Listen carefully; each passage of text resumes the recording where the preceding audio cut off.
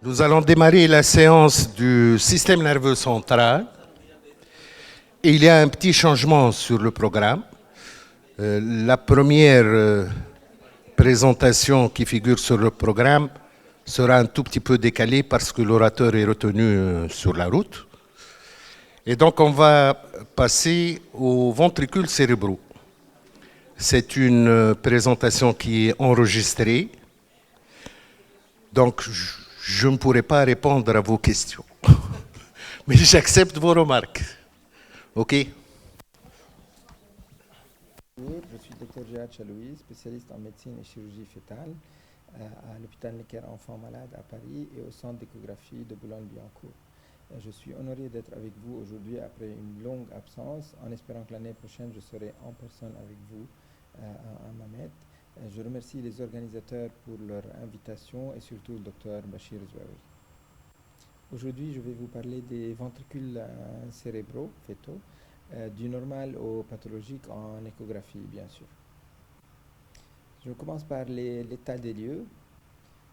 Comme vous savez, je commence avec le premier trimestre, mais dans le bilan morphologique du premier trimestre, il y a certains éléments qui sont demandés, mais qui sont très minimes. Donc il y a quelques critères qui sont requis, et au niveau du cerveau, c'est le contour de la boîte crânienne, l'absence de particularité de la ligne médiane, avec des mesures uniquement au niveau de du bip et de la longueur crânio-caudale et de la clarté nucale, comme vous voyez dans ces images-là. Et en vrai, voilà ce qui est demandé de vous. Il n'y a pas vraiment de ventricules cérébraux, à vrai dire, de ce qu'on mesure à ce terme, mais c'est important de voir ce qu'on peut tirer comme information à ce stade, du point de vue ventricule. C'est important de voir la boîte crânienne, la voûte crânienne, la ligne médiane. Et en observant uniquement cette image du butterfly sign ou des ventricules, si vous voulez, latéraux, ça nous permet d'éliminer quelques pathologies déjà au premier trimestre. Principalement, ça permet d'éliminer les holoprosencéphalies. Et voilà les différents éléments qu'on peut repérer et qui vont nous permettre d'identifier la normalité du développement du cerveau et donc d'éliminer certaines pathologies. Bien sûr, le butterfly sign qui va nous permettre d'éliminer une holoprosencéphalie. C'est important, ce n'est pas tout à fait les ventricules cérébraux dont on parle, mais c'est important et je voulais insister sur cette idée-là parce qu'on ne peut plus rater une image de holoprosencéphalie comme celle-là et arriver au deuxième trimestre pour découvrir ce type de malformation. Je continue maintenant à l'examen du deuxième trimestre. Et dans cet examen, les éléments de dépistage ne sont pas très importants non plus par rapport au pôle céphalique. Ils sont entourés ici en rouge. Et voilà les différents plans qui sont requis de vous dans le cadre du dépistage au deuxième trimestre. Donc ce sont les images du plan du diamètre bipariétal et du périmètre céphalique, mais aussi le plan transcérébelleux où on peut alors voir le cervelet et le mesurer. Dans d'autres pays, les guidelines ou les requis aussi sont à peu près pareils. Ce sont les mêmes structures qu'il faut analyser, mais il y a différents moyens qui sont mis en œuvre ou quelques éléments en plus ou en moins, mais globalement, tout le monde recherche la même chose dans le cadre du dépistage et non pas du diagnostic ou de l'échographie poussée. Au deuxième trimestre, il y a beaucoup de pathologies cérébrales qui peuvent être détectées. Dans ce cadre, il y a des malformations cérébrales congénitales. Vous avez toute une liste dans ce tableau, mais aussi il y a d'autres pathologies qui ne sont pas malformatives, mais qui peuvent être classiques, infectieuses ou secondaires à certaines atteintes fœtales. Nous allons faire un petit tour de table pour voir les plans qu'il faut faire pour essayer de les détecter et comment réfléchir pour arriver à une conclusion.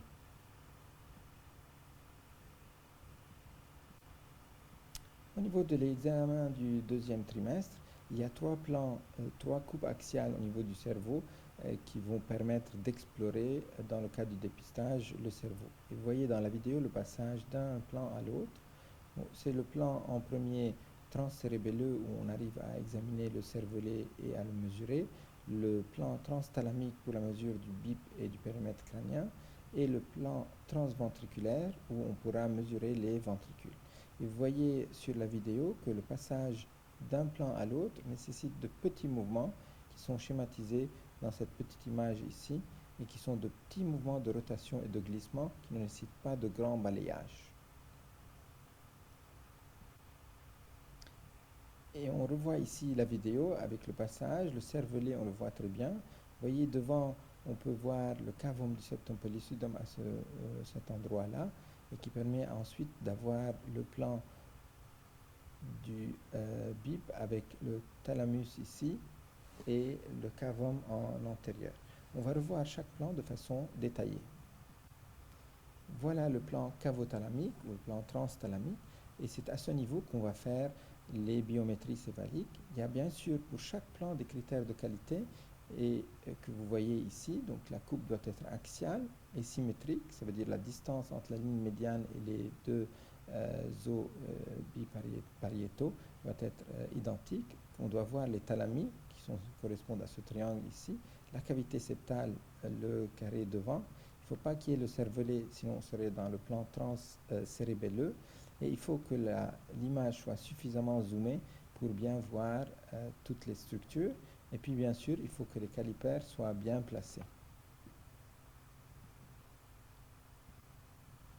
On voit la correspondance ici entre le plan transthalamique et la correspondance au niveau de la coupe anatomopathologique en histologie. Et on voit les structures qui correspondent de façon assez claire et identique. Dans l'examen du pôle céphalique, comme on a dit, les recommandations de la CNEOF ou des comités, dans le cadre de l'examen de dépistage, ne requièrent que 3 plans. Et donc ça limite un peu l'examen du cerveau. Mais c'est vrai que ces examens ces plans sont dans le plan axial et que quand on passe du dépistage au diagnostic, les plans vont changer. Et on sait qu'on passe en degré d'expertise quand on va chercher le corps calleux et les coupes sagittales et parasagittales. Et puis quand on passe aux coupes coronales et à l'analyse de ces coupes coronales, on est en train d'augmenter en termes d'expertise et en termes de passer du diagnostic de l'échographie de dépistage à l'échographie diagnostique. Et en faisant ces 3 plans, on va pouvoir diagnostiquer ou dépister certaines pathologies qui peuvent être graves ou moins graves ou bénignes même. Et on doit pouvoir développer à partir de ces anomalies certains algorithmes pour réfléchir et arriver à un bon diagnostic. Donc on n'est plus dans le dépistage. Quand on a des biométries qui sont inférieures au 5e percentile, on parle de microcéphalie par exemple, et celles-là on les reconnaît sur le plan transthalamique. On peut avoir des anomalies du complexe antérieur et ça on peut les avoir dans tous les plans où on voit le cavum du septum pellucidum. On peut voir les ventriculomégalies et c'est le sujet de notre discussion, on va en parler tout à l'heure. Et puis des anomalies de la fosse postérieure sur les plans transcérébelleux. Voilà donc sur la coupe, on a dit transthalamique, c'est les biométries céphaliques qui vont nous orienter vers la microcéphalie, mais aussi d'autres anomalies qu'on peut dépister, comme les anomalies de contour, les craniosténoses. Donc on voit que sur chaque plan, on a plein de pathologies qu'on peut vraiment diagnostiquer. Et ici, on vous montre les différentes structures qu'on peut voir dans le cadre de ces plans. Au niveau de la coupe transcérébelleuse aussi, on voit les anomalies au niveau du cervelet, comme les hypoplasies cérébelleuses, mais aussi des anomalies qui vont nous orienter vers les anomalies de fermeture du tube neural, le spina bifida.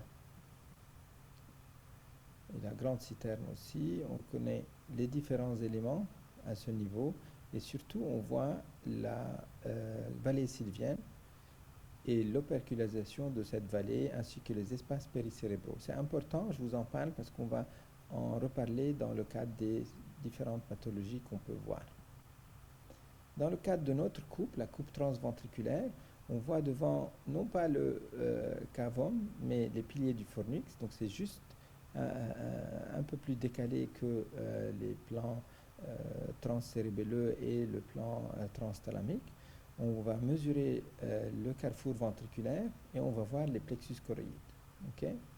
Maintenant, il faut faire attention. Quand on passe du dépistage au diagnostic dans le cadre des recommandations françaises, on a les éléments verts qui sont rajoutés. Ça veut dire qu'en dépistage, on s'intéressait uniquement aux contours de la boîte crânienne, aux ventricules latéraux, la ligne médiane, la cavité septale. Quand on passe au niveau de diagnostic, on commence à regarder un peu plus dans le parenchyme, les plexus, les vallées sylviennes, les ventricules, le vermis, les hémisphères, le corps calleux. Donc on passe à un niveau un peu plus supérieur en diagnostic. Et aussi, on va passer en coupe sagittale et en coupe coronale pour avoir plus d'informations à analyser.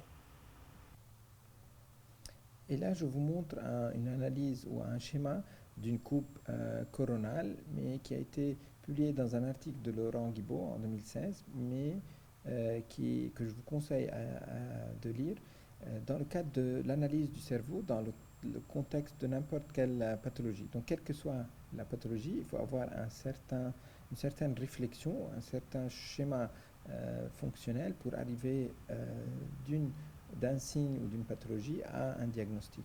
Donc, Laurent Guibaud, il dit que il faut mettre tout pathologie dans un contexte. Ensuite, il faut voir un peu les répercussions sur le diamètre bipariétal et le périmètre crânien. Ensuite, de voir les espaces péricérébraux et regarder les vallées sylviennes, regarder comment est le cortex et les circonvolutions.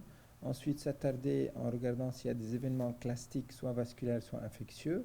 Évaluer la ligne médiane, et notamment le complexe antérieur, et puis regarder la fosse postérieure. Donc, quelle que soit votre pathologie, ce mode de fonctionnement au niveau du cerveau doit être complètement ancré dans votre cerveau à vous pour essayer d'analyser devant un signe comment arriver à un diagnostic. Donc, dans notre cas, dans le cas des ventriculomégalies, on va suivre le même schéma et on va commencer tout le temps par le contexte. Et dans le contexte, on va regarder la consanguinité du couple, l'évaluation du risque infectieux avec un syndrome grippal de début de grossesse, les sérologies maternelles, surtout le CMV qui a un neurotropisme très important, la toxoplasmose, la rubéole, le Zika aussi, la consommation de toxiques, d'évaluer le risque chromosomique. Maintenant, c'est quelque chose qui est plus ou moins acquis avec les marqueurs sériques, la clarté nucale, mais aussi parfois en regardant d'autres choses et des risques de transmission génétique à partir des parents qui peuvent être porteurs de translocation. Et puis, il faut mesurer le périmètre crânien des parents et le PC à la naissance aussi pour les parents et pour les autres enfants. Ça nous permettra d'éliminer, par exemple, une microcéphalie selon les mesures du BIP et du PC. Et dans ce cadre-là, selon la définition d'un périmètre crânien inférieur à moins 3 Z-score ou inférieur à 5e percentile comme le premier signal d'alarme, ça va nous permettre de nous orienter, par exemple, dans certaines directions et de garder le retard de croissance intra-utérin harmonieux comme un des diagnostics possibles. Mais dans ce cadre-là, il y a beaucoup d'autres pathologies qui peuvent être incluses, mais là, on n'est pas dans le contexte de la microcéphalie, donc je vais surtout focaliser sur ce qu'on peut voir sur le plan transventriculaire et dans le cadre comme premier signe étant la ventriculomégalie. Mais pour parler de ventriculomégalie, il faut en premier lieu avoir le bon plan. Donc là, on avait parlé des critères de qualité du plan transventriculaire, mais aussi il faut avoir des critères de qualité de la mesure des ventricules postérieurs pour pouvoir vraiment parler de ventriculomégalie. Et voilà, donc des critères de qualité ont été publiés pour valider la qualité d'une mesure des ventricules, pour pouvoir dire il y a vraiment une ventriculomégalie et ce n'est pas une erreur de mesure. Donc ces critères de qualité, il y a le plan axial strict, il y a le niveau anatomique qui est correct avec les point de repère antérieur ou postérieur. Ensuite, de bien pouvoir localiser la mesure au niveau du sillon pariéto-occipital. Il y a des critères secondaires après, de bien placer les calipers et d'avoir l'image bien zoomée pour pouvoir mesurer. Et on va illustrer dans l'image suivante comment sont ou que sont ces critères de qualité. Et donc voilà la standardisation de la mesure ventriculaire cérébrale fœtale avec les 5 critères. Donc le premier critère, c'est la ligne médiane en pointillé qui est perpendiculaire au faisceau ultrasonore et qui est équidistante des marges crâniennes. Ça veut dire que D égale à D'. Le deuxième critère, ce sont les repères anatomiques, antérieurs avec le cavum du septum pellucidum et postérieurs avec cette ligne en pointillé qui est le V de la citerne ambiante. Et le troisième critère, c'est que la mesure soit faite au niveau de la partie la plus profonde du sillon pariéto-occipital. Les critères 4 et 5 sont que l'image soit suffisamment zoomée pour faire l'analyse. Et puis, il faut voir pour le cinquième critère qui est le positionnement des calipers, qui est on-to-on, et je vais vous montrer comment. Donc voilà un article que j'avais publié avec Laurent Salomon et où on parle d'une part du positionnement de ces calipers qui doivent être on-to-on, donc c'est intérieur à intérieur, et en face de la partie la plus saillante du sillon pariéto-occipital. Mais il faut prendre en compte aussi que cette mesure des ventricules postérieurs, elle est variable ou varie avec l'âge gestationnel, mais aussi avec le sexe et les biométries céphaliques. Et on voit souvent des patientes qui sont référées pour ventriculomégalie et on voit que le bébé est macrosome et c'est un garçon. On dit que voilà, c'est le critère le plus classique où c'est un bébé macrosome garçon avec des ventricules aux alentours de 10 ou des ventricules limites. Mais il faut faire attention aussi. Donc non seulement les critères de mesure doivent être bien, mais aussi les réglages de votre machine doivent être bien parce que les pièges techniques sont des pièges de gain ou de focale qui soient mal réglés. Et vous voyez, c'est la même image avec des gains, le gain qui est mal réglé. Et on voit qu'au lieu de mesurer vraiment les ventricules, là on est en train de mesurer du bord du ventricule jusqu'au bord interne de l'hémisphère occipital et qui fait un ventricule qui est énorme alors que c'est une erreur de mesure. Donc il faut faire attention aussi à ces réglages, non seulement aux critères de mesure, mais aussi aux réglages de la machine. Et maintenant, la question qui tue, c'est quelle est la mesure qu'on prend pour dire que c'est vraiment une ventriculomégalie ou pas, est-ce que c'est dangereux ou pas, est-ce qu'on s'inquiète ou pas. Si on prend les statistiques, la majorité des gens ont des ventricules inférieurs à 10. Donc vous voyez, si on prend 10 ici, c'est au-dessus du 97e percentile, donc on est large en se disant que on doit être inférieur à 10. Mais la prévalence donc des gens qui sont au-dessus de 10 est aux alentours de 1%, mais par contre, il y a 15% des échographies de référence qui concernent ce motif de consultation ou pour lequel les dépisteurs envoient vers les référents. Donc, ça, c'est un critère de dépistage. Donc, dès qu'on dépasse ce seuil, il y a un signal d'alarme, un premier signal d'alarme qui doit dire attention, il faut regarder et il faut surveiller, il faut adresser à quelqu'un pour faire la différence. Mais ça ne veut pas dire qu'il y a un problème. Et le chiffre en tant que tel de la ventriculomégalie n'est pas un critère d'inquiétude directement. Il faut avoir la réflexion avant de pouvoir dire si c'est inquiétant ou pas. Et voilà, dans ce schéma, comment doit être le système de réflexion. Donc, c'est aussi un article sur la ventriculomégalie et qui permet de cheminer d'un signe vers une confirmation d'une ventriculomégalie isolée. Mais avant d'arriver à ce stade-là, il faut passer par différents éléments et il faut éliminer plusieurs éléments. En premier, il faut investiguer tout ce qui est obstructif au niveau de la canalisation, on va dire, du cerveau. Il faut éliminer tout ce qui est clastique. Et quand on dit clastique, donc destruction, ça peut être infectieux, ça peut être vasculaire aussi. Et aussi, il faut regarder tout ce qui est des atteintes infectieuses. Mais il ne faut pas négliger d'un autre côté de regarder toutes les structures. Donc ça peut être non obstructif et qu'il n'y a pas un phénomène classique ni infectieux, mais qui a une anomalie anatomique qui peut aboutir à cette ventriculomégalie. Donc la ventriculomégalie est un point de départ pour plusieurs problèmes, comme par exemple une agénésie du corps calleux. Donc il n'y a pas de phénomène classique ni de phénomène infectieux, mais il y a juste le corps calleux qui n'est pas là. Et un des points d'appel ou des signes d'entrée pour l'agénésie complète du corps calleux, c'est la ventriculomégalie. Et c'est souvent par ça qu'on arrive à diagnostiquer le corps calleux, parce que comme on a dit dans le cadre du dépistage, c'est uniquement les plans axiaux qui sont requis. Donc si à partir du plan axial, on ne peut pas arriver à un diagnostic du corps calleux, on est un peu, on n'est pas très, très bon. Donc il y a plusieurs éléments qui peuvent nous orienter vers cette agénésie du corps calleux.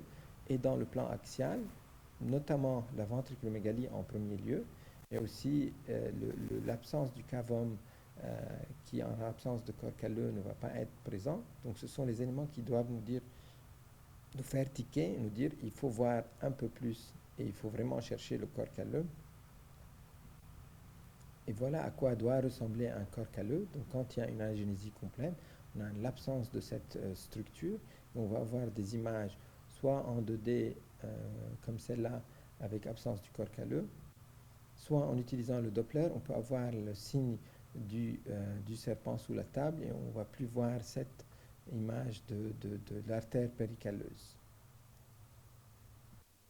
Et donc, comme indiqué dans le schéma que je vous ai montré tout à l'heure, dès qu'on voit une ventriculomégalie, il faut se demander est-ce que c'est associé ou c'est isolé. Donc, avant de partir dans la partie droite du tableau, donc les origines classiques infectieuses, et il faut regarder les structures anatomiques. Donc, est-ce que c'est isolé ou pas? On a vu est-ce que le corps calleux est là ou pas?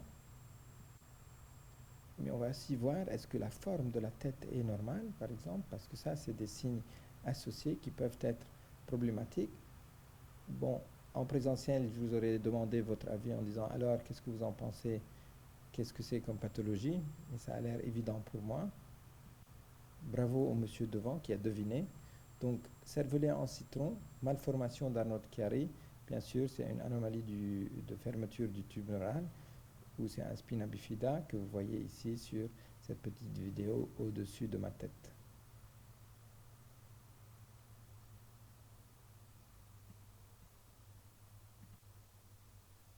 Donc, du simple au compliqué, bien sûr, il y a les ventricules, la mesure du ventricule, mais il y a d'autres signes pour le spina bifida, les biométries céphaliques, mais aussi un signe qui est très, très, très important, c'est le diamètre bipariétal par rapport au diamètre abdominal transverse au premier trimestre. Ce sont deux signes qui sont très importants dans la détection du spina bifida précocement, bien sûr avec la clarté intracrânienne comme élément de diagnostic indirect du spina bifida au premier trimestre. Gardez ça en tête, c'est une parenthèse, mais c'est important. Et donc là, on revient alors à notre schéma initial et on voit les différents trucs à éliminer. Donc on a dit en premier les pathologies obstructives et voilà donc un exemple de pathologie obstructive chez cette patiente de 32 semaines d'aménorrhée adressée pour une ventriculomégalie avec une petite image kystique médiane qui a été plus ou moins prise pour une dilatation du récessus suprapinéal et qui, avec l'évolution, a montré une dilatation triventriculaire. Donc ça, c'est important quand on parle de ventriculomégalie postérieure isolée ou de dilatation triventriculaire. Quand on passe au triventriculaire, on réfléchit à quelque chose d'obstructif. Le spina bifida peut être une de ces pathologies obstructives, mais ça peut être autre chose, comme dans ce cas où à l'IRM, on a vu après progression de cette ventriculomégalie qu'il y a une sténose de l'aqueduc. Donc voilà une pathologie obstructive qui peut aboutir à des dilatations qui sont modérées, mais qui sont assez évolutives en prénatal, mais aussi en postnatal.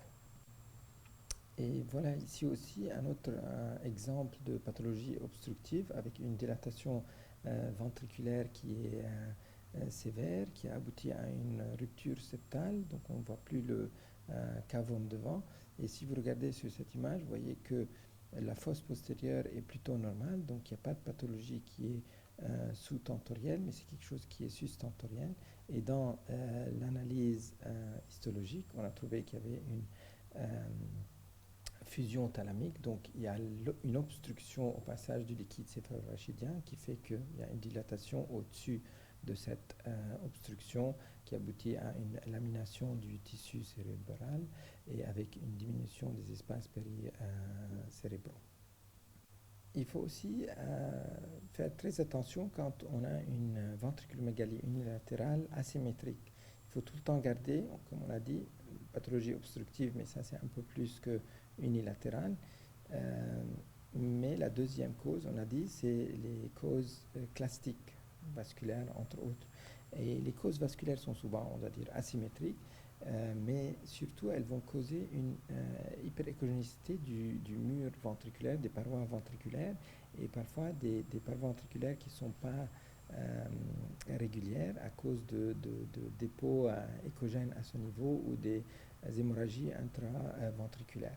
Et donc voilà sur cet exemple une patiente de 31 semaines d'aménorrhée adressée pour des ventricules asymétriques et une biométrie céphalique au 95e percentile. Malheureusement, les images vont montrer des images clastiques assez étendues et ce sont des pathologies ischémo-hémorragiques qui ont dû détruire une grande partie du cerveau et qui a abouti à une liquéfaction de cette partie et cette image de ventriculomégalie. Et comme nous avons dit, il faut tout le temps regarder la vallée sylvienne et l'opercularisation de la vallée sylvienne ainsi que la giration du cerveau pour voir si le problème de la ventriculomégalie est un problème de pression de l'intérieur, ça veut dire beaucoup d'eau qui vont grandir les ventricules, ou parfois il y a un problème du tissu cérébral autour qui fait que le tissu ne se développe pas bien, alors les ventricules deviennent plus grands. Donc c'est deux effets ou deux mécanismes qui sont différents et qu'il faut garder en tête. Donc tout le temps, il faut analyser si la vallée sylvienne est normale et voir aussi les gyrations, si possible, de l'analyser la gyration pour voir si c'est normal ou anormal. Et voilà donc dans cet exemple l'explication ou l'illustration de ce que je viens de dire avec une dilatation ventriculaire qui est importante, une fosse postérieure qui est tout à fait normale.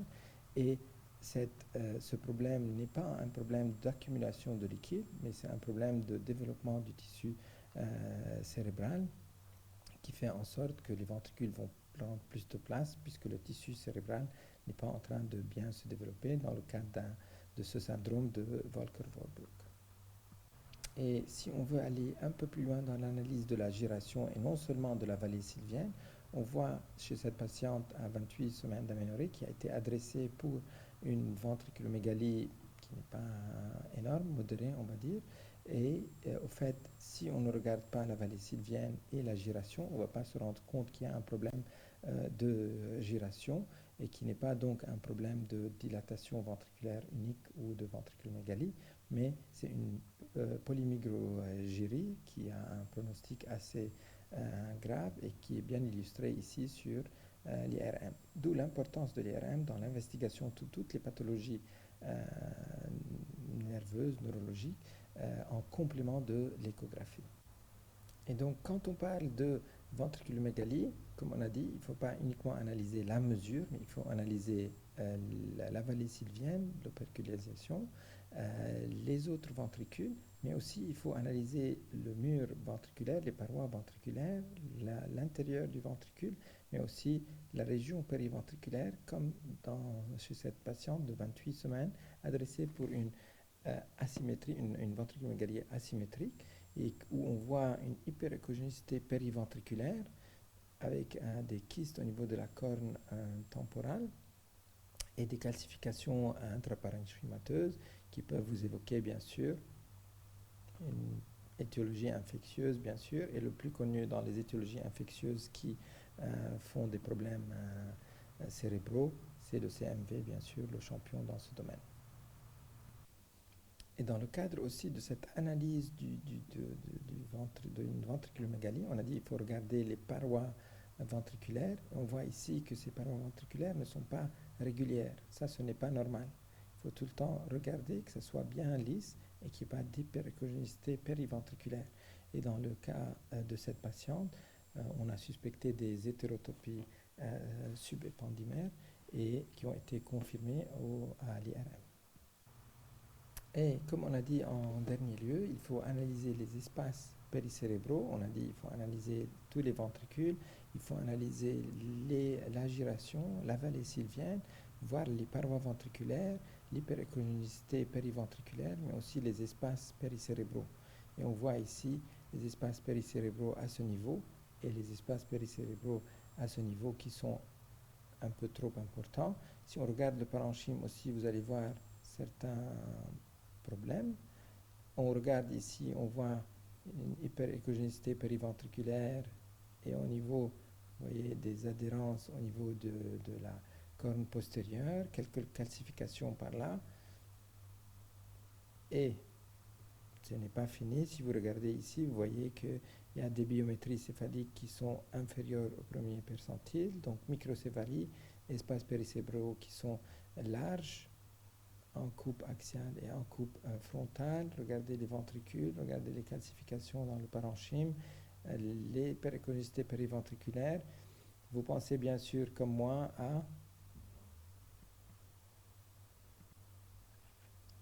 les hypothèses diagnostiques comme des phénomènes classiques, le CMV, lésion vasculaire ischémique diffuse, dysencéphalie type 3.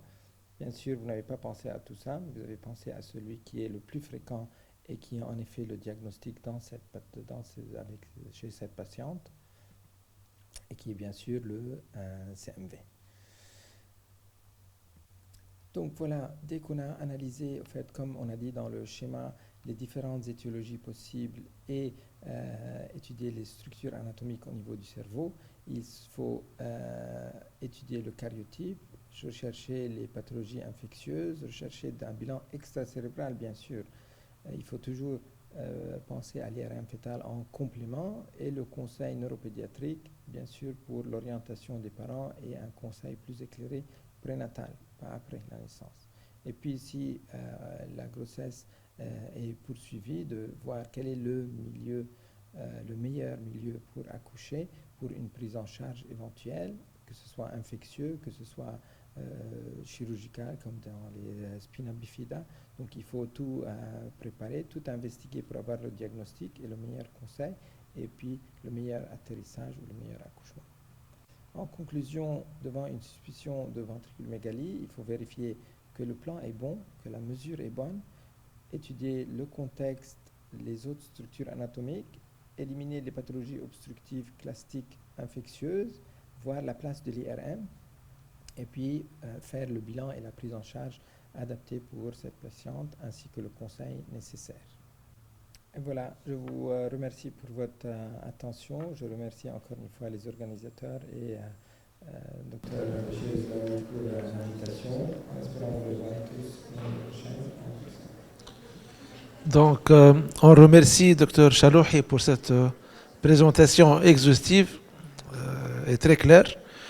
On va passer la parole à Dr. Ben Aïcha pour nous présenter les gyrations du cerveau, donc du normal au pathologique. Et on va laisser place aux commentaires et aux questions à la fin des 3 communications, si vous voulez.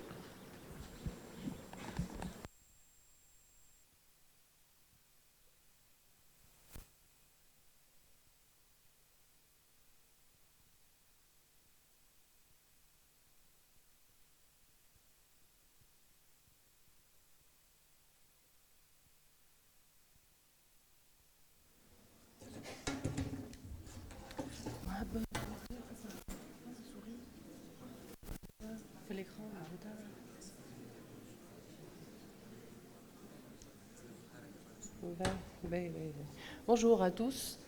Je voudrais d'abord remercier la STGO de m'avoir invité. C'est un plaisir pour moi de participer aux journées d'échographie. Donc je vais essayer de parler de la gyration cérébrale fœtale, qui est un sujet pas très facile. Je vais essayer de m'en sortir.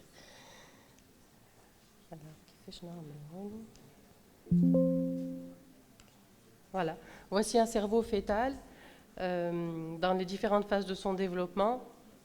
On voit qu'on passe d'un cerveau lisse au départ à un cerveau creusé de multiples sillons.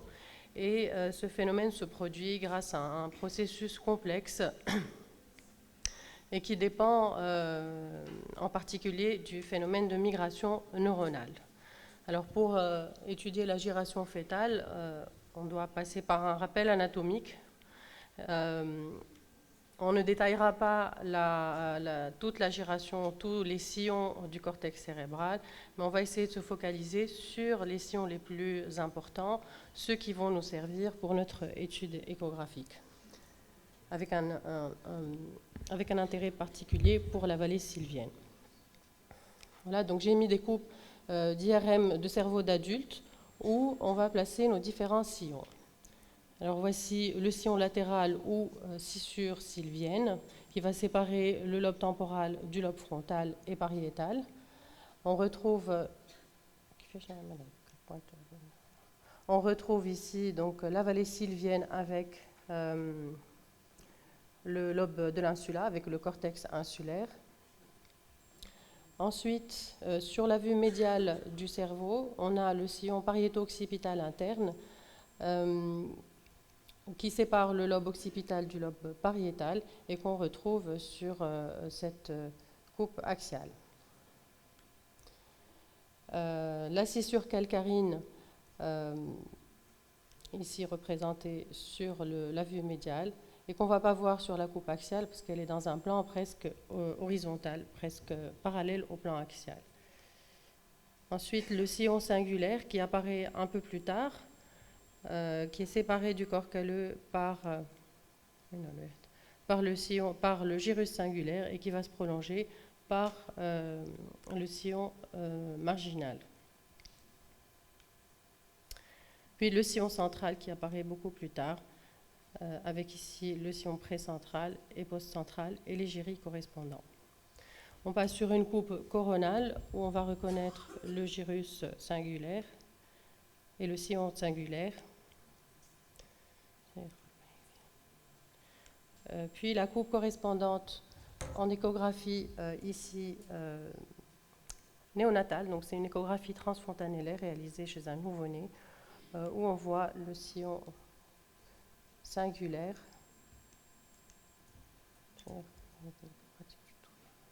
Donc le sillon singulaire ici, la fissure interhémisphérique, le corps calleux. Les sillons temporaux vont apparaître ici. Alors on continue notre chemin à reculons. On est ici à 29 semaines d'aménorrhée. Ici, une échographie réalisée par voie endovaginale et ici par voie suspubienne. On notera donc la perte de résolution lors du passage à la voie suspubienne, le sillon interhémisphérique, le sillon marginal, la fissure hippocampique, la vallée sylvienne, et puis on voit ici quelques sillons temporaux. Même chose à 22 semaines. Ici, en revanche, la scissure interhémisphérique est parfaitement lisse. Il n'y a pas de sillon visible. Alors, la connaissance de l'ordre chronologique de l'apparition de ces différents sillons est permise grâce aux dates des études anatomiques qui ont établi avec précision la date d'apparition de ces sillons. Alors, il existe également des études échographiques. Ici, donc, c'est une échographie, on s'est intéressé à la voie vaginale, avec une datation également assez précise de l'apparition de ces différents sillons, qui va être différée par rapport à la date d'apparition anatomique. Alors, voici quelques exemples. On va s'intéresser au sillon pariéto-occipital interne, qu'on devine ici un petit peu à 20 semaines, qui est un peu plus net à 22 semaines, et on remarquera que ce sont les coupes à peu près les coupes du BIP de la mesure du diamètre épipariétal. Donc il est très facile de repérer ce sillon pariéto-occipital interne à cet âge de la grossesse. En revanche, en coupe sagittale, on ne voit aucun sillon à la surface du cerveau. Ici, une coupe sagittale réalisée à 29 semaines d'aménorrhée par voie endocavitaire, où on voit le sillon pariéto-occipital interne, la scissure calcarine, le sillon marginal avec le sillon singulaire, le gyrus singulaire et le corps calleux. Alors toujours le sillon pariéto-occipital interne sur une vue un peu plus haut située, donc qui est très bien visible ici. Et lorsqu'on réalise une bascule de notre sonde vers l'arrière, de façon à réaliser une coupe coronale un petit peu oblique, on va pouvoir voir la scissure calcarine. Alors ici, une coupe axiale réalisée beaucoup plus tard, à 32 semaines, où il est possible de voir le sillon central, précentral et post-central. On passe maintenant au sillon latéral ou vallée sylvienne. Vous voyez, à 18 semaines, on ne voit rien. Il existe à peine une dépression de la surface du cerveau. À 22 semaines, la vallée sylvienne commence à se creuser avec un cortex insulaire qui se retrouve enfoui au fond de la vallée sous l'effet de l'avancement du lobe temporal et du lobe frontal pour venir recouvrir presque totalement le lobe insulaire dans la vallée sylvienne. C'est le phénomène d'operculation dont a parlé notre collègue.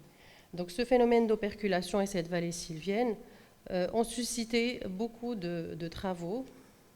Et je commencerai par cet article connu de Quarello, où on s'est proposé de mesurer l'angle formé par le lobe temporal et le cortex insulaire, bien sûr sur une coupe bien déterminée, où on voit la citerne ambiante, le troisième ventricule et la partie inférieure du cavum du septum pellucidum.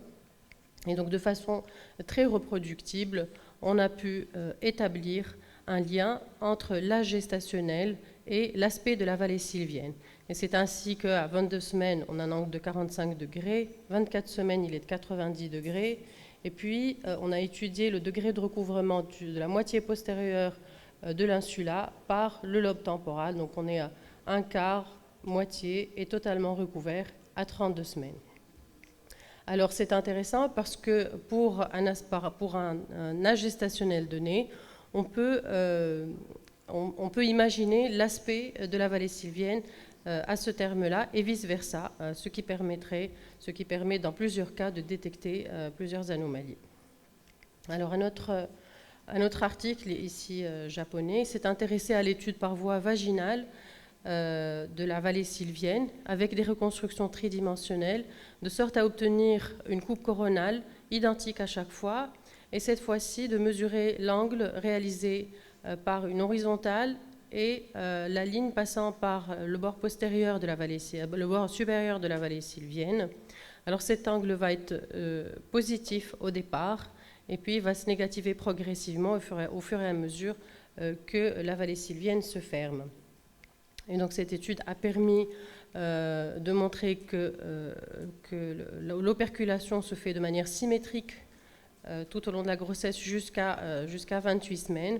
Et il a permis également de dresser un atlas échographique où on retrouve les différents sillons décrits sur plan anatomique et qui n'a rien à envier aux atlas IRM. Alors bien sûr, les atlas IRM ont été établis grâce à également plusieurs études et plusieurs ouvrages de référence où on peut donner avec certitude la date d'apparition de ces différents sillons qui va être bien sûr différée par rapport à la date d'apparition anatomique et souvent détectée plus précocement qu'à l'échographie. Donc voici quelques exemples. Ici, une IRM réalisée à 30 semaines. On voit le sillon central, précentral, post-central.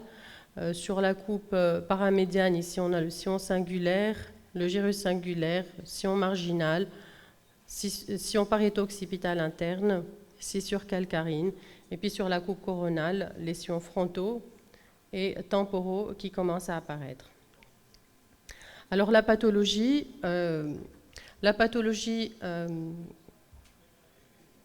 découle de mécanismes multiples qui sont souvent intriqués.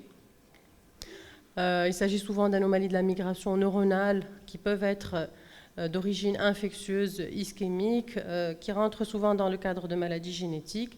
Et puis la classification est très longue. En fait, il y a un tableau qui est très très long. J'ai essayé de trouver la classification la plus récente, celle de Barkovitch, actualisée en 2012. En fait, le tableau est très très long. Il prend 6 pages et demie. Donc, j'ai essayé de le résumer ici. Voilà, donc on a 3 groupes essentiellement. On retrouve les microcéphalies, macrocéphalies, les hétérotopies nodulaires, hétérotopies en bande, les licencéphalies. La cobblestone malformal formation, c'était la licencéphalie type 2. Les polymicrogyries, schizencéphalie, etc. Donc il ne s'agit pas de connaître toutes ces anomalies, mais en fait, sur plan pratique, on va raisonner, donc on va se retrouver confronté à des situations comme une dysplasie de la vallée sylvienne. On va voir trop de sillons par rapport à ce qu'on devrait voir, ou encore pas assez de sillons, où on va être confronté à un aspect inhabituel de ces sillons, une ventriculomégalie, comme ça a été dit plus tôt. Donc toutes les anomalies qu'on peut voir lors de l'examen du cerveau fœtal doivent conduire à une analyse de la giration, en particulier de la vallée sylvienne. Alors voici quelques exemples tirés de la bibliographie. Ici, donc, nous avons un fœtus de 23 semaines. Ici, une coupe axiale, coupe coronale. On voit une face interne du lobe occipital complètement lisse, pas de sillon, alors qu'ici, sur le cas témoin, on voit bien le sillon parieto-occipital interne. Ici, la scissure calcarine. C'était une licencéphalie dans le cadre d'un syndrome de Miller-Dicker. Alors, autre exemple de cette même pathologie, ici, à 23 semaines, une vallée sylvienne très ouverte. À 33 semaines, à l'IRM, une vallée sylvienne également à peine ébauchée, avec un aspect en 8 du cerveau fœtal. On notera par ailleurs l'absence de corps calleux. Ici, l'IRM correspondante, donc en postnatal, on voit un aspect épais des circonvolutions cérébrales, avec très très peu de sillons qui sont très peu profonds.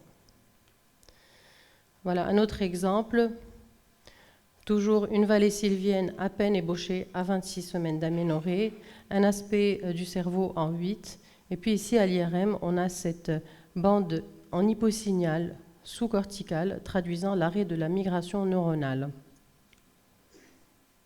Alors ici un exemple différent, cas témoin, vallée sylvienne, ici vallée sylvienne également à peine ébauchée, et puis une surface corticale très irrégulière. Il s'agit d'une polymicrogyrie ici, dans le cadre d'un syndrome de Walker-Warburg. Un autre exemple de surface corticale très irrégulière, ici un cas témoin, avec, on notera par ailleurs un aspect parallèle des ventricules latéraux et vous faisant évoquer une agénésie du corps calleux, et puis cette ligne de démarcation à l'échographie traduisant l'arrêt de la migration neuronale.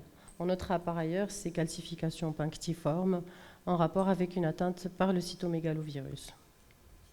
Autre exemple de cytomégalovirus avec ces gyrations très anarchiques, cet aspect très irrégulier de la surface du cerveau, ces lésions, ces anomalies de signal périventriculaire en rapport ici avec des hémorragies sous-épendymaires.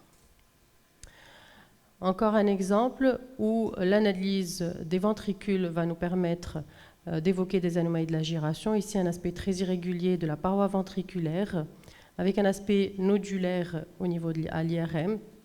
L'IRM postnatal montre de multiples nodules disposés en collier de perles, qui ont la même intensité, qui ont une intensité identique à celle de la bande corticale, qui est par ailleurs amincie, avec des sillons très anarchiques. Donc c'était ici une hétérotopie nodulaire. Dernier exemple de situation où on voit trop de sillons. En fait, ici, il y a une de 3 indentations. On est à 21 semaines. On ne devrait pas avoir autant de sillons. L'IRM correspondante montre, ici un cas témoin, montre ici des lobes temporaux élargis, complètement dysplasiques, avec des sillons profonds et dysplasiques, ici en coupe coronale et en coupe axiale. Il s'agissait d'un anisme thanatophore, qui est une maladie osseuse constitutionnelle avec des malformations squelettiques multiples, un anisme et un thorax étroit. Donc c'est dire la variété de pathologies qu'on peut rencontrer dans les anomalies de la giration. Et donc c'était quelques exemples pour illustrer les anomalies de la giration fœtale. Donc, et pour finir, je dirais qu'une bonne connaissance anatomique et des repères, en particulier des repères anatomiques, en particulier le sillon pariéto-occipital interne de la vallée sylvienne, avec leur aspect en fonction du terme, permet, dans la plupart des cas, ou permettrait de détecter plusieurs anomalies. Voilà, je vous remercie.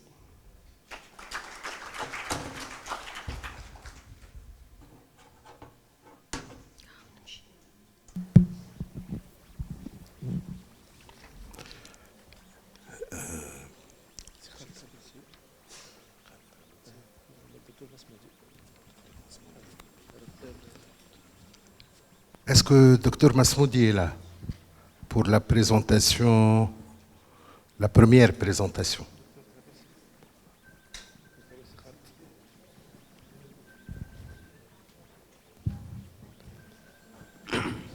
Qu'est-ce qu'on doit retenir à la maison quand on sort d'ici? Qu'est-ce qu'on doit retenir? Moi, j'ai rien retenu. C'est vrai? Et pourtant, je fais l'écho depuis 35 ans. Vous avez tout retenu, alors il n'y a plus rien à retenir. Je n'ai rien retenu. Quels sont les tips and tricks pour quand tu es face à la malade? Les REM, ce n'est pas un outil facile d'accès en Tunisie. Oui, c'est vrai. Deuxièmement, quand tu demandes un examen REM au couple, psychologiquement, il va être déprimé. Hein. Oui. Ce n'est pas une indication aisée et facile et délibérée. C'est vrai. Mais je pense déjà, le premier pas, c'est de détecter ces anomalies, ce qui n'est pas toujours facile. Non, mais qu'est-ce qu'il faut retenir? Qu'est-ce que vous nous inculquez maintenant en deux petits mots simples? C'est regarder, regarder la vallée sylvienne. Je connais, mais il faut qu'elle nous dise ce qu'on doit retenir. Bien regarder la vallée sylvienne et les autres sillons, en particulier le sillon pariéto-occipital interne, qu'on voit forcément dans l'écho de dépistage réalisé autour de 22 semaines.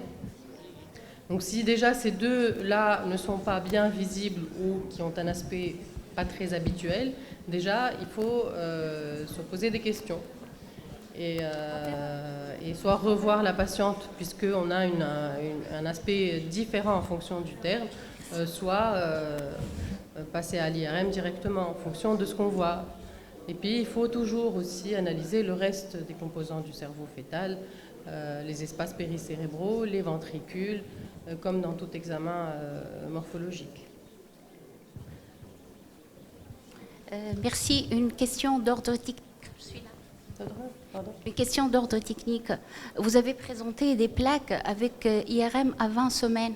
Est-ce que c'est faisable techniquement? L'IRM, en général, c'était des échographies à 20 semaines. Non, mais vous les avez IRM... présenté une plaque où vous avez mis écho IRM à 20 semaines. Non, c'était peut-être une erreur, mais en général, on ne fait pas d'IRM avant 28 semaines. Voilà, c'est ce que je voulais... C'était peut-être une erreur au niveau de la notation. Donc, s'il n'y a pas d'autres questions, je passe la parole à Dr Khaled Trabelsi, qui va donc nous présenter le rappel embryologique, aspect échographique normal aux 3 trimestres.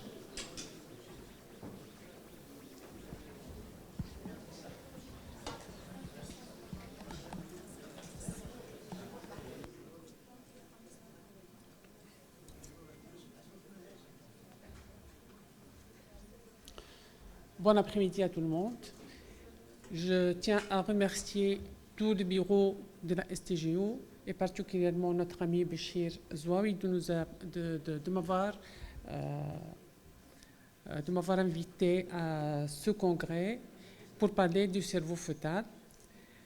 Donc on va parler du cerveau fœtal en échographie et particulièrement l'examen normal.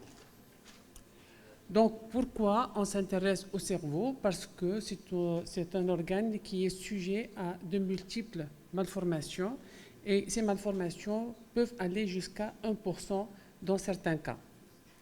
Et toutes les sociétés savantes et tous les organismes mondiaux s'intéressent à la méthodologie de l'examen du cerveau fœtal et aux recommandations de bien examiner de façon à ce que tout le monde fait la même chose de la même façon pour qu'on augmente la rentabilité de ces examens-là. Comme on a appris depuis notre jeune âge en échographie, c'est qu'il faut regarder l'échographie normale.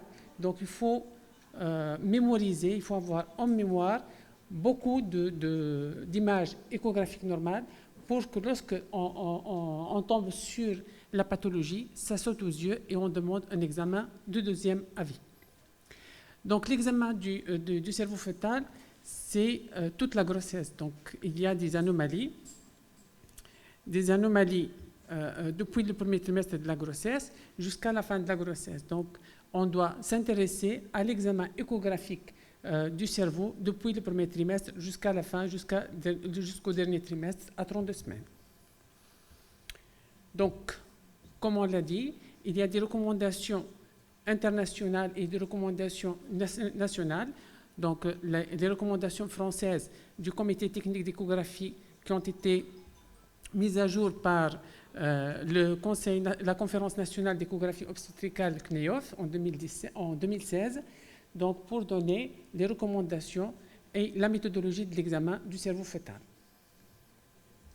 Donc, les examinateurs et les dépisteurs des anomalies fœtales, et particulièrement le cerveau, doivent connaître le cerveau fœtal à 12 semaines, à 22 semaines et à 32 semaines. Quels sont les items retenus pour un bon examen du cerveau fœtal? Nous avons l'aspect du contour de la boîte crânienne, l'aspect des ventricules latéraux, bien examiner et bien savoir lire la ligne médiane. Donc, regardez le cavum du septum pellucidum, regardez l'aspect de la fosse postérieure et le cervelet. Et ils ont ajouté par rapport aux recommandations précédentes du comité technique d'échographie l'aspect du rachis. Donc, on arrive comment examiner le cerveau fœtal. La technique de l'examen, donc il faut multiplier les voies d'abord et il faut multiplier les coupes. Donc, l'examen de référence, ça se fait par voie transabdominale, mais il ne faut pas hésiter d'utiliser les sondes de haute fréquence par voie endovaginale et qui peuvent être d'un grand secours ou d'un apport important dans l'établissement de diagnostic, dans l'établissement pour avoir une image nette et claire et pour donner un compte rendu plus clair à la patiente. On peut s'aider parfois du mode volumique pour ceux qui l'utilisent. Donc, il faut respecter les plans de coupe stricts afin d'éviter les faux positifs et les images construites. Il faut savoir analyser et interpréter les clichés normaux et il faut interpréter toujours l'examen en fonction du contexte clinique de la patiente. En cas de doute, il faut demander l'avis d'un échographiste référent ou demander un examen complémentaire par IRM, tout en sachant qu'il y a des variants qu'on doit connaître, des astuces qu'on doit connaître avant de passer la main à un examen de référence. Est-ce que l'examen du premier trimestre du cerveau, est-ce que ça a une utilité? Est-ce qu'on s'attarde à regarder le cerveau fœtal au premier trimestre? Donc, c'est comme on le connaît, l'écho du premier trimestre, c'est essentiellement pour regarder la clarté nucale, mais comme l'a dit Jean-Philippe Beau, il y a autour d'un fœtus, il y a une nuque, mais autour de la nuque, il y a un fœtus qu'il faut examiner.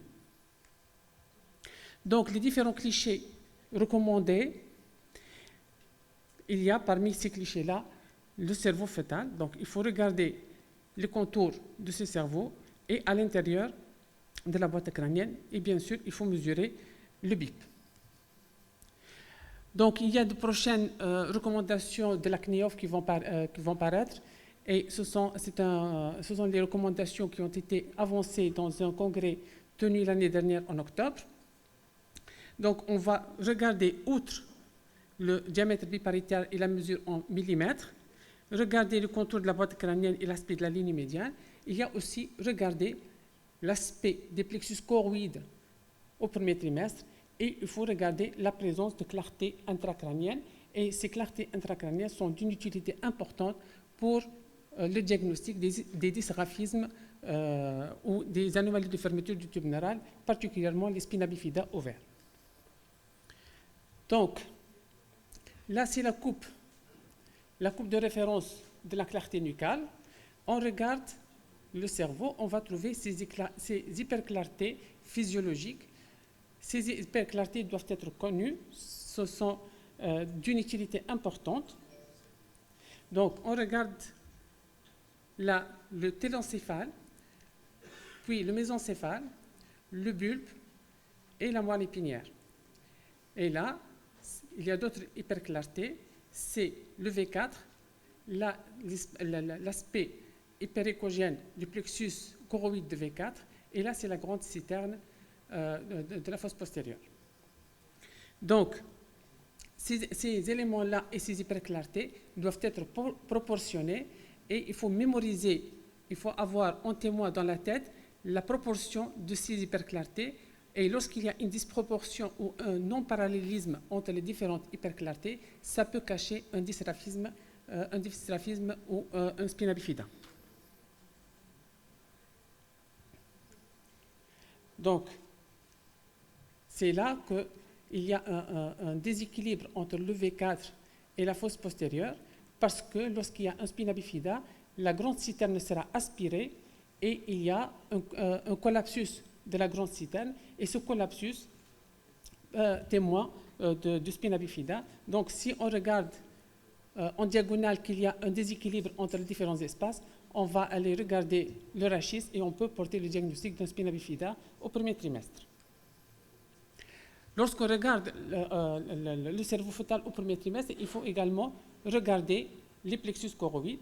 Donc, cet aspect irrégulier, cet aspect ponctué et les vacuoles qui existent dans le plexus choroïde ne sont pas pathologiques à ce terme-là lorsqu'ils sont isolés. Donc, même si on fait une autre coupe, on va trouver de multiples kystes du plexus choroïde. Et à ce terme-là, ils sont physiologiques. Il ne faut pas inquiéter, il ne faut pas changer de mimique devant la patiente. Ce sont des formes physiologiques qui vont disparaître, surtout lorsqu'ils sont isolés. Arrivons maintenant à l'échographie de dépistage du second et du troisième trimestre. Donc, les clichés recommandés, c'est le cliché de BIP avec les calipers en place pour la mesure du BIP, la mesure du PC, examiner la fosse postérieure et examiner également le rachis. C'est vrai, on s'intéresse dans la plupart du temps à l'échographie morphologique du deuxième trimestre de 22 semaines. Donc, il faut connaître ce qu'on doit voir, ce qu'on examine à ce terme-là. Donc, pour avoir un bon dépistage, il faut multiplier les coupes. Donc, on a vu que la technique de mesure de l'examen du cerveau, on examine par voie transabdominale et on s'aide avec les sondes de haute fréquence par voie endovaginale. Et les plans qu'on doit utiliser, il y a les plans axiaux, les plans sagittaux, mais aussi les plans coronaux. Donc, le plan axial, il y a 3 coupes. Et le pivot, le centre de gravité de ces coupes-là, ça se situe au niveau du kyste du septum lucidum. Donc, il y a une coupe qui passe à travers le ventricule latéral. Il y a une coupe là en rose qui passe à travers le thalamus. Et il y a une coupe qui passe par le cervelet. Donc, la coupe qui passe par le ventricule pour examiner la corne postérieure du ventricule latéral. Il y a la coupe en bas. La coupe en bas qui passe par les thalamus. Et ce plan transthalamique, c'est la coupe classique du BIP. Donc, pour avoir une coupe de qualité pour mesurer le BIP, il faut respecter les critères ou les items de bonne mesure. Donc, il faut avoir une coupe symétrique. Il faut avoir un passage par les thalamus. On ne voit pas le cervelet. On ne voit pas la corne postérieure du ventricule latéral. Donc, ça doit être symétrique en haut et en bas. On regarde les thalamies et on ne voit pas le cervelet. Le plan sagittaux. Donc le plan de coupe sagittale, il y a le plan de coupe sagittale médian qui passe par la ligne médiane et il y a les coupes parasagittaux, que ce soit immédiatement après la ligne médiane ou il y a des coupes parasagittales trilatérales pour voir la giration. Donc on s'intéresse à la coupe la plus utilisée, c'est la coupe sagittale médiane, là où on voit les différents éléments de la ligne médiane, le corps calleux, le virgule là, le septum lucidum, et on voit cet aspect de triple rond. Cet examen-là, ou ces éléments-là, qui disent qu'on est en coupe sagittale médiane. Donc, pour avoir réussi une coupe sagittale médiane, il faut avoir ce triple rond. Et la coupe sagittale paramédiane, elle doit examiner le ventricule latéral, donc elle va examiner les bords qui sont iso-échogènes ou un peu échogènes, pas hyper-échogènes, et on doit regarder également qu'il n'y a pas de masse à l'intérieur du ventricule latéral. Donc, gardons en mémoire là la coupe témoin, la coupe normale, pour qu'on puisse interpréter les anomalies. Là, il y a un épaississement de la paroi qui devient un peu hyperéchogène. Il y a également des calcifications par ici. Et il y a une cavitation au niveau du ventricule latéral. Il y a des cloisons.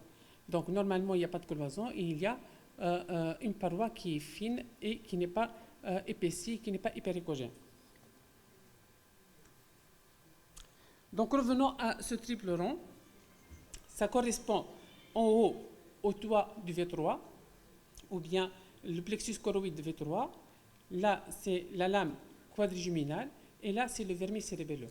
Si on passe par cette coupe-là, on est sûr qu'on est en coupe sagittale médiane, et là, c'est complet, il y a le corps calleux, et si on cherche le corps calleux, on ne le trouve pas, on fait cette coupe qui passe par ce triple rond, on est sûr qu'on est en coupe sagittale médiane, et la non-visualisation du corps calleux témoigne de son agénésie. Le troisième plan de coupe qu'on peut utiliser, c'est la coupe coronale. Donc, elle n'est pas très utilisée en pratique courante, mais elle est d'un grand apport.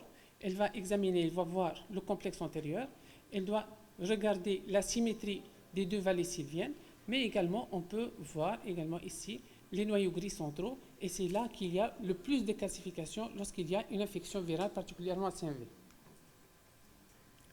Qu'est-ce qu'on doit voir sur les différents plans de coupe ou sur l'examen de dépistage du cerveau fœtal, selon les items avancés par les différents organismes qui s'intéressent à l'échographie fœtale? Il y a l'examen du crâne, du contenant et du contenu. Le contenu, on doit bien examiner la ligne médiane, le système ventriculaire, la fosse postérieure et le parenchyme cérébral, noyaux gris centraux et giration.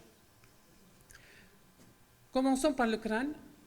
Donc, lorsqu'on fait la coupe, les différentes coupes dans les différents axes, on doit regarder le contour crânien, on doit voir s'il y a des fontanelles, s'il y a des scissures qui sont ouvertes ou non, et on doit examiner la symétrie de ce crâne-là, donc il n'y a pas de déformation, ni sur la coupe axiale, ni sur la coupe coronale.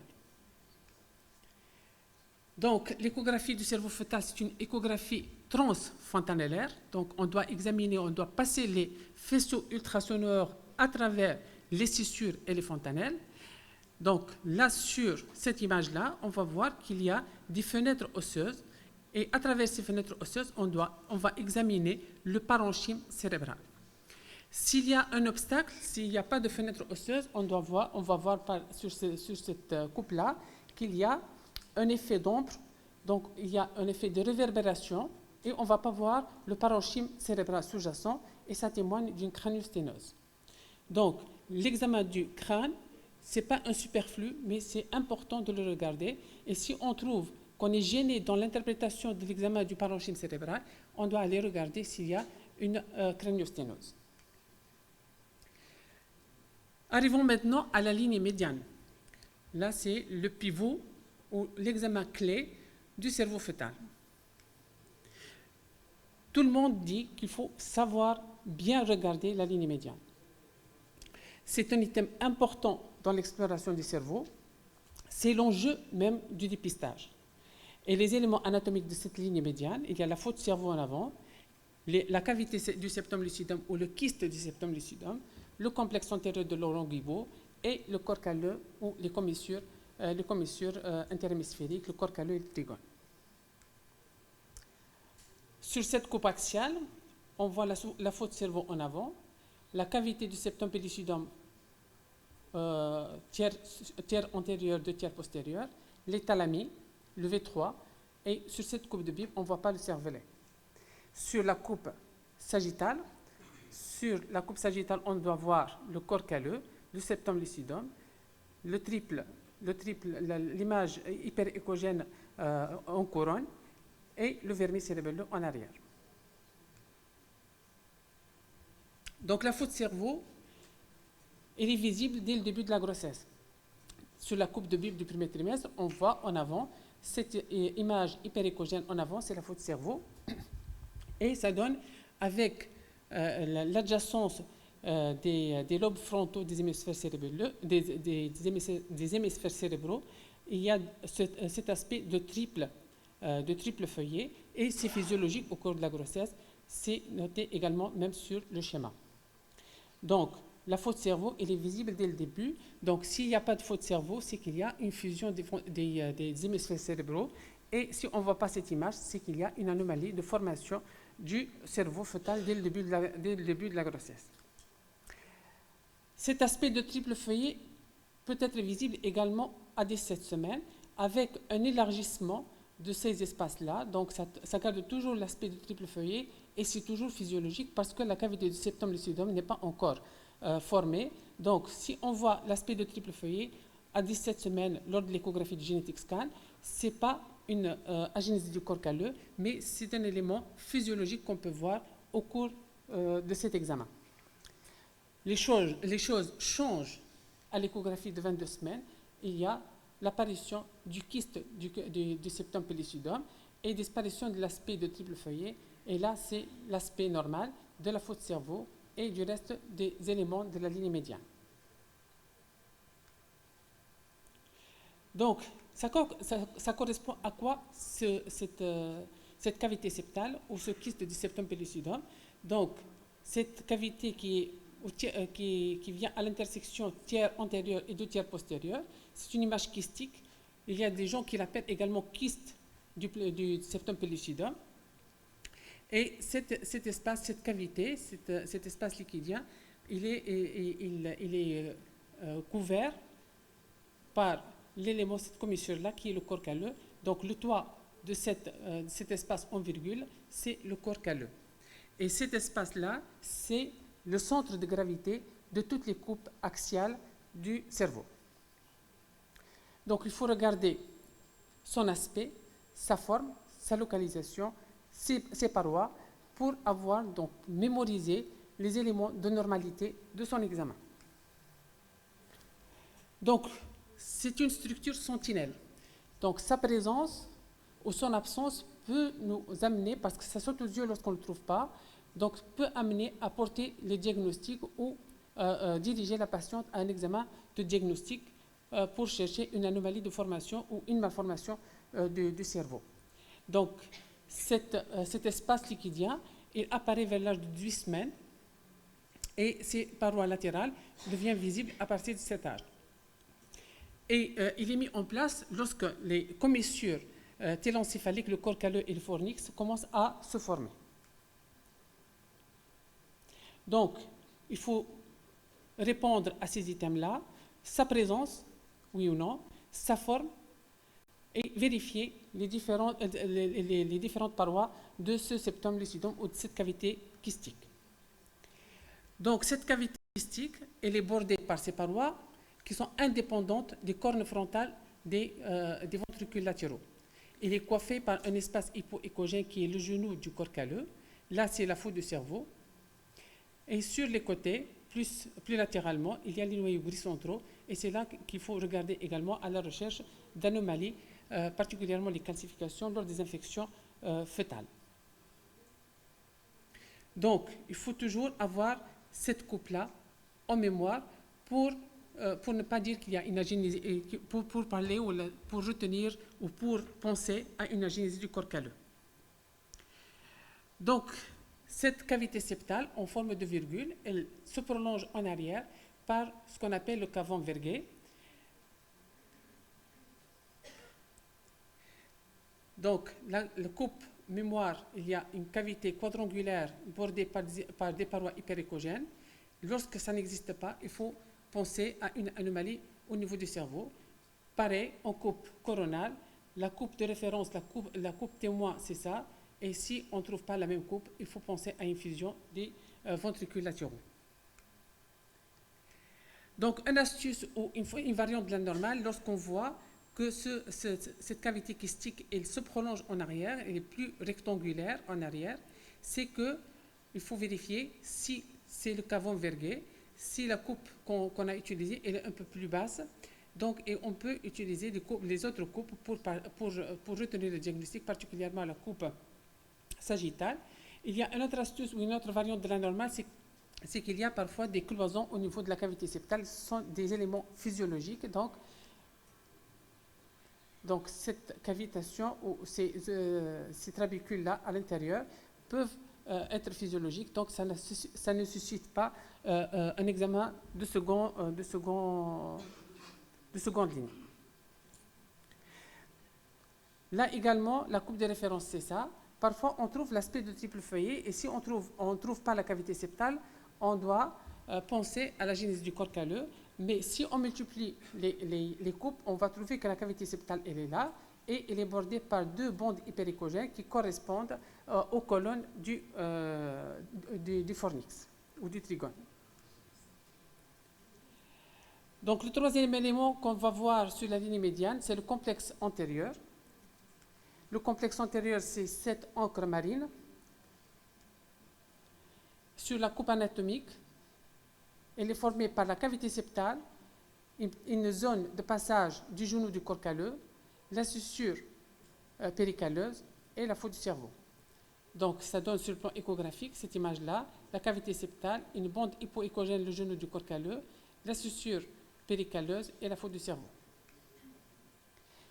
À 32 semaines, on peut voir avec les sondes de haute fréquence, on peut voir même les colonnes du fornix. Donc, là, c'est important de regarder cette image-là, c'est que sur cette coupe-là, on est en coupe sagittale médiane stricte, mais on ne voit pas le corps calleux ni le septum lucidum, et là, c'est une agénésie du corps calleux. Donc, l'analyse de ce complexe antérieur, elle est très importante pour le diagnostic des fausses cavités septales et pour le diagnostic de la génésie du corps calleux. Les commissures qu'on va voir en interhémisphérique, il y a le corps calleux et le trigone. Je rappelle que le corps calleux, c'est cet aspect-là de croissant.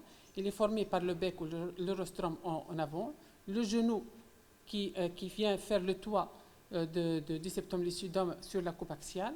Il y a le corps du corps calleux et il y a le splénium.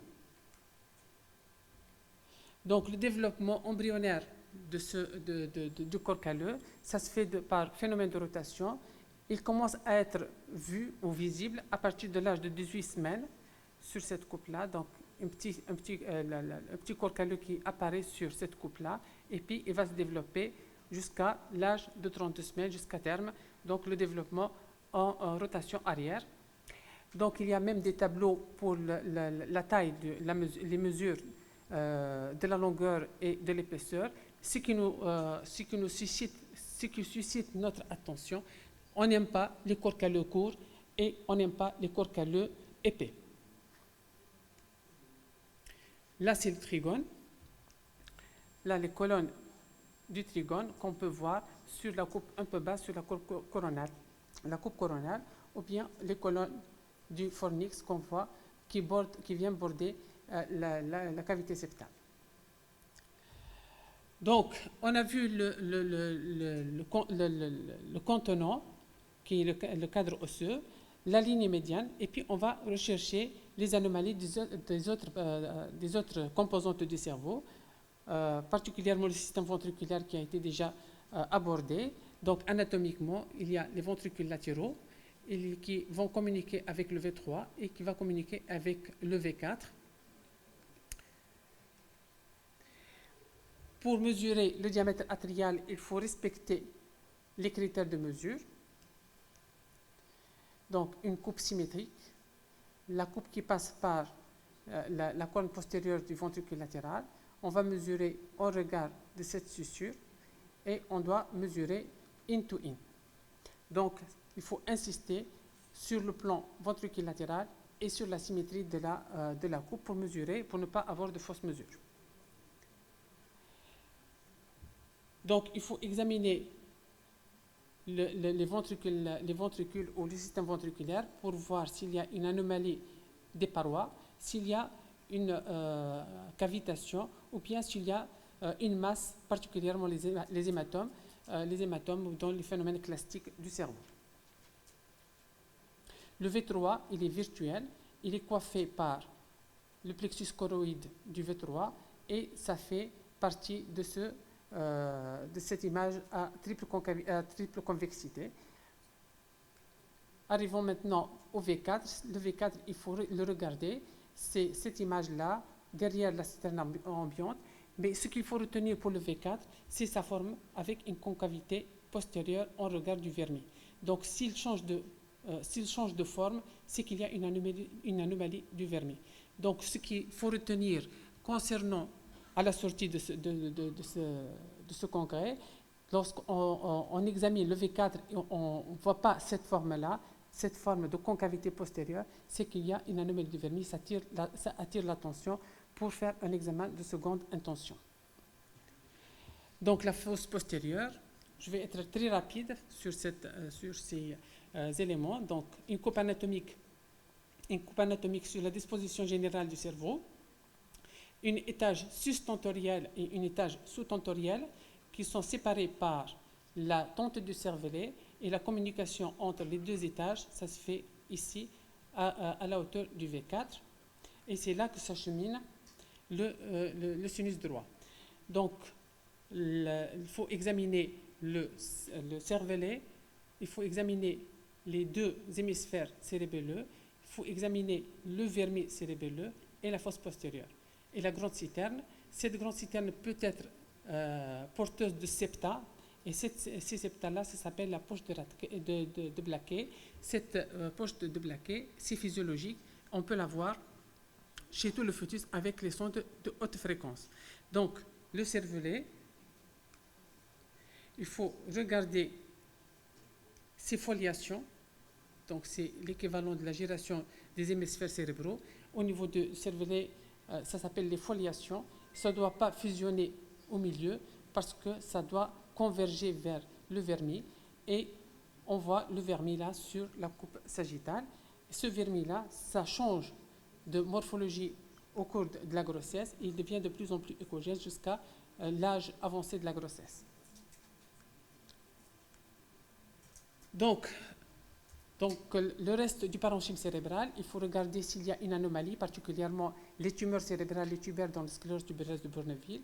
Il faut regarder s'il y a des calcifications ou des anomalies au niveau du noyau gris centraux. Il faut regarder également la gyration. La gyration, elle a de l'importance pour voir la maturité du cerveau et ça peut nous donner une idée sur l'âge de la grossesse lorsqu'on est face à une patiente qui est mal suivie. Et on n'a pas beaucoup d'idées sur l'âge gestationnel. La gyration, particulièrement la vallée sylvienne, peut nous donner une idée. Et l'évolution, elle est rapide de cette gyration au cours de la grossesse. Donc, la gyration, elle commence par un point. Donc, là, à 18 ou à 20 semaines ou à 22 semaines, ça commence par un point. Le point va évoluer vers un V et le V va évoluer vers un T ou un Y. Donc la maturité ou l'âge de la gyration, c'est en fonction de sa forme échographique. Donc ça peut nous donner, en fonction de ce qui a été dicté lors de la conférence précédente, ça peut nous donner une idée sur l'âge gestationnel de cette grossesse. Donc, ce sont des redites par rapport à la vallée sylvienne. Et là, des images des noyaux gris centraux qu'on a dit tout à l'heure.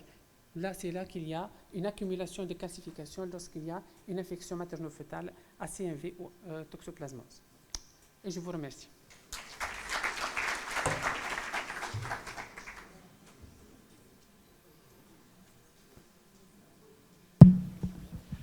Merci Khaled pour cette revue exhaustive et complète de l'examen du cerveau. Est-ce qu'il y a des questions? C'est Ben Saïd. Allez-y, c'est pas grave. Oui, bonsoir. S'il vous plaît, comment vous faites sur le plan pratique? Vous passez à l'axe, à la coupe coronale. C'est-à-dire qu'il y a une astuce à partir de la coupe axiale ou... C'est à partir de la coupe axiale, on fait une rotation du poignet et ça donne. C'est pas facile, c'est pas donné à tous les coups, particulièrement pour les femmes corpulentes. Ça, oui. Et c'est une coupe qu'on voit plus facilement lorsqu'il s'agit d'une présentation céphalique et on peut la trouver plus facilement par voie endovaginale que par voie suspubienne. Mais c'est juste une rotation du poignet, c'est pas facile, c'est pas toujours donné. Cette classique courbe de Charcot, c'est pas si facile que ça pour l'avoir et pour avoir une coupe symétrique à tous les coups. Khaled, merci pour l'exposé. Nous savons tous que la cavité septale est une glande annexe du corps calleux. Oui? Est-ce que la génésie de la cavité septale signifie toujours une agénésie du corps calleux? Ça ne signifie pas toujours une agénésie du corps calleux, mais ça cache toujours une anomalie de développement du corps calleux. Donc, même s'il n'est pas agénésique, il n'est pas formé de façon adéquate. Cette décussation des fibres nerveuses à travers le corps calleux, ces espaces liquidiens, cet espace liquidien qui est la cavité septale, qui vient comme un témoin de sa présence et de son bon développement. Les agénésies septales, on ne les voit pas de façon fréquente, mais ça répercute beaucoup plus sur le chiasma optique. Donc ça cache beaucoup plus, son absence, ça cache beaucoup plus d'autres anomalies, et particulièrement les agénésies septo-optiques. Mais pas toujours une agénésie du corps calleux.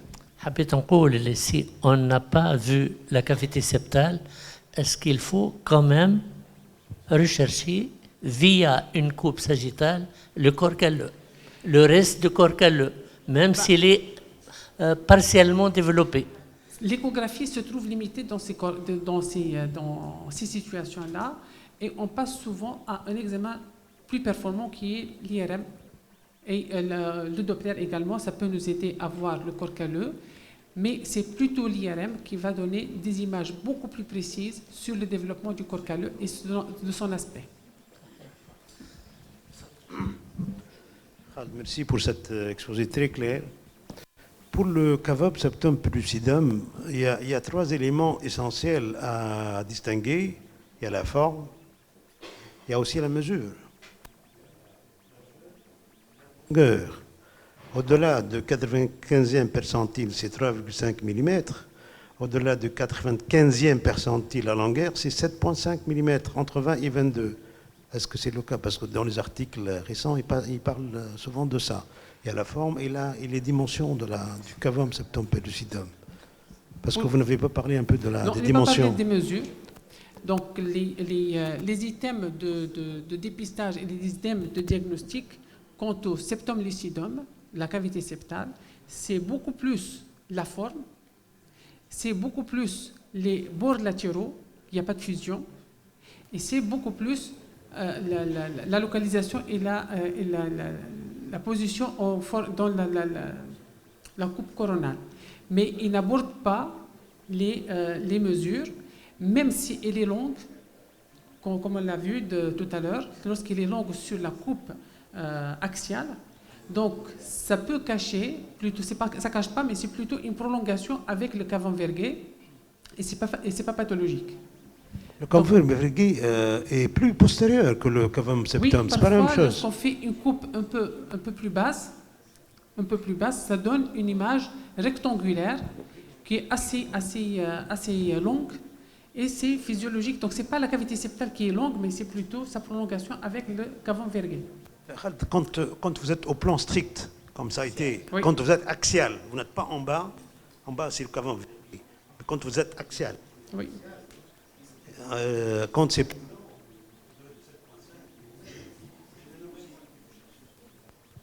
associé, Particulièrement, j'ai pas vu cette. je vous enverrai l'article. عندي في الدار. D'accord. C'est bon? Blé Khalt, pour rester sur les mesures, en ce qui concerne l'évaluation de la vallée sylvienne, est-ce qu'il faut absolument mesurer l'angle ou se contenter de cette évolution de l'aspect en U, puis en pi, puis en T? C'est plutôt l'évaluation visuelle. Donc l'évaluation visuelle de la vallée sylvienne, en fonction de l'âge gestationnel, il n'y a pas vraiment des mesures recommandées à faire de façon quotidienne. En échographie de dépistage, c'est vrai, même la vallée sylvienne n'est pas vraiment très demandée en examen de dépistage. Mais ne pas regarder la vallée sylvienne dans un examen de dépistage, c'est un peu simpliste. Le regarder visuellement, donner un aspect habituel, dire que c'est vu et c'est habituel, c'est suffisant pour le dépistage. S'il te plaît, Khald, est-ce qu'on ne s'intéresse plus à la nuque quand on fait une coupe strictement axiale? Est-ce que la nuque n'a plus d'intérêt pour la mesurer éventuellement? Pour mesurer les espaces de la nuque au deuxième trimestre. S'il n'y a pas de recommandations récentes, ce sont des vieilles mesures. ما تكلمتش عليها بالكل خاطر. Ça ne fait pas partie du cerveau. Mais les parties molles, lorsqu'on fait une coupe inclinée à 30 degrés, on va voir la coupe qui passe par la fosse postérieure. On peut mesurer cet espace-là qui est la mesure ou la valeur normale, c'est 6 mm à 22 semaines. Mais ce n'est plus de recommandation parce qu'on fait actuellement la clarté nucale et les mesures, le dépistage combiné de la trisomie 21. Ce n'est pas recommandé actuellement dans les items de l'échographie de mesurer ces espaces-là de façon courante. Donc on a une dernière question, Madame Tfadl. S'il vous plaît, pour les kystes du plexus choroïde, quand est-ce qu'il faut s'inquiéter? Pour les kystes du plexus choroïde, lorsqu'on les voit au premier trimestre, à 17-18 semaines, c'est toujours physiologique et particulièrement lorsque c'est isolé. On les regarde à 22 semaines, ils vont disparaître vers l'âge de 26, 27 jusqu'à 28 semaines d'aménorrhée, ils vont disparaître. Ils sont physiologiques jusqu'à cet âge-là, mais il faut insister sur le caractère isolé de ces kystes-là. Donc, je remercie beaucoup Khaled Trabelsi pour cet excellent exposé, ainsi que tous les autres orateurs. Et on passe à la pause café. On a 20 minutes pour la pause café.